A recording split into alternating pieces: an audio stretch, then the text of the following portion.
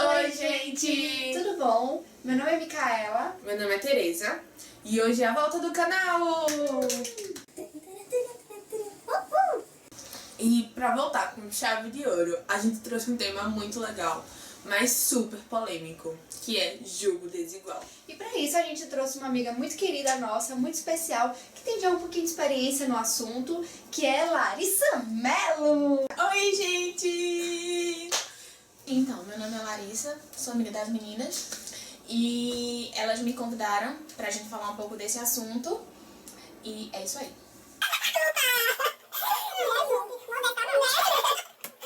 Então, gente, por volta de 2012, eu tava no finalzinho do meu terceiro ano, naquela época que a gente tá assim, em transição de fase e tal, muitas coisas, experiências novas, vestibular, enfim. Eu tinha saído de um relacionamento cristão, isso é importante frisar, de 4 anos. E aí não deu certo, ele foi morar fora, enfim, eu permaneci numa cidade que eu morava. E aí fui morar em Recife, aqui em Recife. E aí, nesse vai e volta, acabei conhecendo esse garoto, que ele não era crente. Mas eu realmente estava fria na fé. Na época de vestibular, estava frequentando um pouco a igreja, saí de alguns grupos da igreja. E aí, é aquela historinha, né? A brasa, longe da fogueira, ela apaga. E foi isso que aconteceu. Eu me envolvi muito com questão de vestibular e me distanciei um pouco da igreja. E acabei ficando com ele. Só que no início do namoro, a todo momento, eu sabia que eu estava errada. Eu sabia, a todo momento vinha aquela historinha do professor da EBD falando de julgo desigual e eu sempre lembrava, mas eu já estava numa fase que eu não tinha forças pra sair de onde eu estava. E aí eu permaneci no relacionamento. E o que é que você pensava quando você, assim, via na sua cabeça, poxa, eu tô errada, o que é que você pensava nessas horas? Eu pensava, eu sabia que eu estava errada, mas em momento algum eu consegui voltar atrás. E esse foi o meu erro, né? Porque enquanto estava no início, era um momento que eu tinha de parar, de estacionar, dizer, olha, não quero, eu não posso, não é isso. E aproveitar e falar um pouquinho e evangelizar ele, né? Mas namoro evangelístico. Pois é. E aí é onde está o erro. Por quê? Eu falei, não, eu vou começar a namorar, eu vou evangelizar ele vai pra igreja comigo, ele vai se converter, ele vai conhecer meus amigos da igreja, e aí vai ser, tudo certo. Mas aí, nós temos uma estatística que foi lá no estudo que eu vi do pastor Hernandes Dias Lopes, que ele fala o seguinte, que apenas 75% não se convertem. E a gente acabou o quê? Esfriando na fé. O cônjuge, o cônjuge crente, ele vive um namoro solitário, que era o meu caso. Eu ia pra igreja sozinha, eu participava da coisa da igreja sozinha e ele em casa, tipo, me esperando voltar. E isso também foi esfriando o nosso relacionamento. Lá em Amós 3:3 fala o seguinte, como poderá andar dois se eles não estão em acordo? E era o que acontecia. Nós estávamos juntos, mas não estávamos em acordo, porque a todo momento eu sabia que eu estava errada, mas eu não tinha forças pra sair, eu não entendo como era que acontecia aquilo. E aí, ano passado, depois de 3 anos de namoro, ele, na verdade, me convidou pra ir pra igreja. Aí eu, oi? Tem algo errado aí, não é Como mesmo? assim? Ele me convidou pra ir à igreja? Aí eu, poxa vida, fiquei super feliz, né? Deus, eu nem orei tanto. E, e aí, ele me chamou pra ir pra igreja. Ele me convidou pra ir para a minha igreja. Ele está me evangelizando. Ele está me evangelizando. Aí na hora eu fiquei super feliz. Deus, meu sonho, ele vai se converter. Meu Deus, eu super viajei, sabe? E aí, o que aconteceu? Fui pra igreja com ele. E no primeiro culto que eu voltei na igreja, que eu estava com ele, foi naquele culto em que eu fui tocada. E eu vi, poxa, como é que ele, não crente, incrédulo, totalmente descrente, não conhece nada da palavra, me chamou pra ir pra igreja. Então, assim, aquele momento, talvez eu entendo que Deus usou ele pra que eu acordasse, né? E a partir daquele... Justamente. E a partir daquele momento, e ele falou assim, eu quero conhecer o pastor e tal, não sei o quê. E aí, nós nos apresentamos. ao pastor, que a minha amiga Micaela já tinha me apresentado o pastor da gente, que nos acompanha até hoje. E aí eu contei pro pastor a nossa história, o conselho da minha igreja super me apoiou e isso foi muito importante. Ele teve gabinete pastoral, ele conheceu a palavra, ele foi evangelizado tanto por mim e tanto pelo meu pastor. Mas chegou uma certa data que ele falou assim, ó, não é isso que eu quero. Então, onde ele se encaixa? Naquela estatística dos 75% que não se converte. Mas assim, e no final do relacionamento, quando a gente chegou ao fim, que ele falou assim, ó, não é isso que eu quero pra mim, não é isso que eu creio, não é isso que eu quero, não é isso que eu desejo pra minha vida. Aí eu falei, então ok, então a gente acaba por aqui. E aí eu passei... Acabou assim, super. Beleza, então. Então assim... Depois de quantos anos? Que eu tô falando do assunto? Depois de 3 anos de namoro. Super Quantos anos você tá simples, falando aqui no nossa. assunto? Eu já não sei. Mas 3 anos de namoro, né, Evan? Tchau, chegou Mas mal. assim, é bem resumido, né? Porque nesse tempo, pra gente chegar nessa decisão, foi mais ou menos um mês e meio, ele indo pra gabinete pastoral, eu também indo pra gabinete pastoral, a gente conversando. Em algum desses momentos eu tive a oportunidade de orar com ele, de ler a Bíblia com ele, e isso pra mim foi muito importante. O que me deixou muito triste no final não foi eu ter perdido ele como namorado, do afeto que eu tinha por ele, mas foi ter perdido ele pro mundo. E assim, isso era o que me fazia chorar bastante, era o que me fazia ficar muito triste. É como se eu me culpava, como se a conversão dele dependesse de mim, entendeu? E aí, no decorrer do tempo, o pastor conversando comigo, e aí eu fui entendendo. Hoje nós somos amigos, eu continuo orando por ele, pela família dele, porque nós não tivemos um término por briga ou por qualquer outro motivo. E ele continua sendo meu irmão, ele tem um carinho por ele especial. A Bíblia fala que nós devemos amar, e quando a gente ama, a gente ora por essa pessoa. Eu acredito que a oração é a forma que a gente tem de demonstrar o quanto a gente gosta da pessoa. E eu oro por ele, oro pela família dele, são pessoas assim, extremamente importantes na minha vida. Mas o que eu quero contar pra vocês é justamente isso, que foi um ato de desobediência minha, que eu desobedeci, uma ordem que Deus nos dá, e acreditando que eu teria a força de converter ele, ou que seria pela minha vontade, ou que eu levando ele para a igreja. A princípio, eu não consegui levar ele para a igreja nos 3 primeiros anos de namoro. A primeira vez que ele foi para a igreja comigo, nós tínhamos 3 anos de namoro já. A princípio. E depois que ele foi, 2 meses depois que a gente começou a ir para a igreja juntos, a gente terminou. Então, assim, orem, espere. Deus, ele tem o melhor pra nós. Eu estou há 1 ano solteira e eu tenho buscado muito a Deus, tenho entendido muito o propósito dele na minha vida, tenho lido muito sobre isso. Eu creio que Deus tem tudo certo, na hora certa, no tempo certo, do jeito dele. Amém. E que nós não devemos nos desesperar, porque eu tenho 21 anos, termino na faculdade e não tenho namorado. Que bom, amiga, Deus está trabalhando.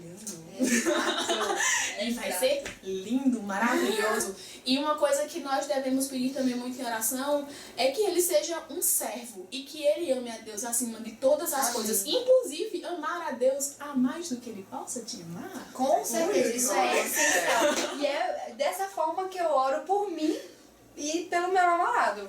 É exatamente dessa forma. Então, a gente quis trazer esse depoimento dela, porque tem muita gente que vive nesse meio, assim, principalmente os jovens, que a gente convive muito com pessoas que não são crentes, na nossa faculdade, no nosso estágio, no nosso colégio. E querendo ou não, a gente se aproxima das pessoas. E quando você se aproxima do sexo oposto, você acaba se interessando às vezes, seja porque ele está interessado em você, investe, ou até porque a gente, querendo ou não, é humano, né? E a maioria dos casos as pessoas começam um relacionamento porque fica pensando naquele sonho, tipo, eu vou começar a namorar com ele porque eu sei que eu vou converter ele, a gente vai viver uma vida linda, conto de fadas da Disney, enfim, viveram felizes para sempre. E isso quase nunca acontece. Quase, sério, são poucos os casos que eu já ouvi falar que isso existe, lógico, a gente não pode viver somente do não, não e não, e realmente existe. sendo que são pequenos casos, assim, espalhados. E eles não devem ser usados como desculpa pra você querer começar um relacionamento assim. Querer começar um relacionamento que é errado. É verdade. E às vezes a gente se aproxima até por uma questão de carência, né? Como a Tereza falou, de um amigo Nossa, da carência faculdade. é muito E verdade. carência é um assunto também muito importante que você tá só. Aí alguém chega, lhe dá um apoio, lhe dá um carinho, lhe chama pra almoçar, vamos estudar junto e tal, não sei o quê. Nossa. E a gente vai se envolvendo. É um rapaz legal, um rapaz educado, um rapaz estudioso.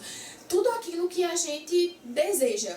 Mas não tem é aqueles crente. homens que procura. só falta ser crente, Né? né? Então, Então, só um detalhe. E essa é a desculpa. Eu lembro que eu falei isso. Ah, mãe, ele só falta ser crente. não. Só isso. Só isso, ele tem todo o resto. Isso daqui a pouco ele vira. Mas assim, 2 orações e 3 dias de jejum. nossa senhora. Agora, uma coisa muito importante que eu não posso esquecer nunca de falar isso. Todas as vezes que eu lembrava do amor que eu sentia por esse namorado, pelo carinho que eu tinha por esse namorado, eu me lembrava da imagem da cruz. Do amor de Deus por mim. Quanto vale o amor de Deus por mim para eu estar trocando o amor de Deus por mim por uma outra pessoa, sabe? Então, assim, a imagem da cruz, a imagem de Deus morrendo por mim, dele ter entregue o seu filho para morrer por mim, para morrer pelos meus pecados, e eu estar negando esse amor, Negando, exatamente. comparando esse amor, sei lá, trocando, colocando na balança, aquele carinho me valia mais do que o amor que Deus teve por mim quando ele enviou o filho dele para morrer por mim, pelos meus pecados. De que valeu essa morte se eu não estou lembrando dela em nenhum momento? Um Como carinho que é tão temporário, né? Justamente. Porque tudo aqui na Terra é passageiro. Justamente. E esse rapaz, com certeza também, trocar esse carinho tão temporário por um amor eterno, não vale a verdade. pena. Então, essa imagem da cruz foi o que me ajudou muito a lembrar, né? Poxa, eu morri tocar. por você, eu te amo tanto, eu sou tão fiel a você, por que estás me trocando? Então, eu me recordo que essa foi uma das imagens que mais me encorajaram. Nossa, Muito bom. E já estou com os nãos preparados para os boys não crentes. Porque tem coisas aí Desculpa! gente. Modesta agora. Né? Ai, mas agora falando sério, eu acho que eu tava conversando com o Mika antes da gente fazer esse vídeo.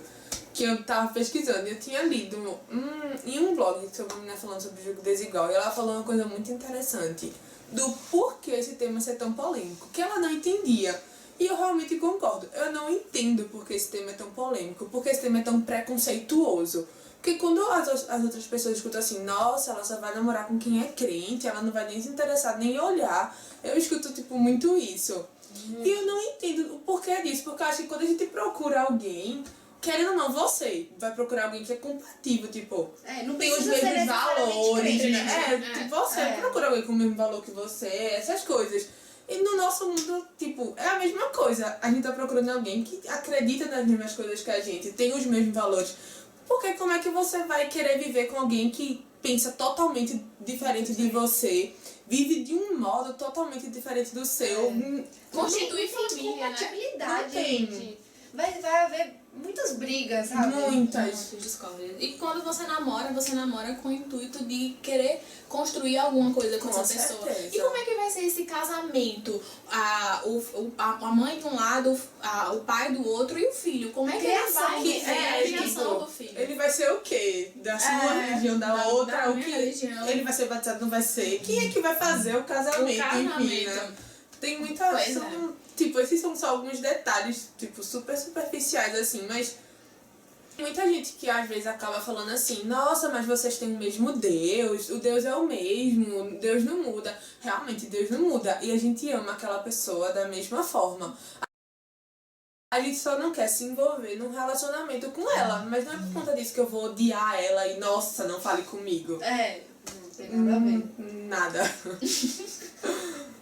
Tudo queria falar alguma coisa? Eu esqueci.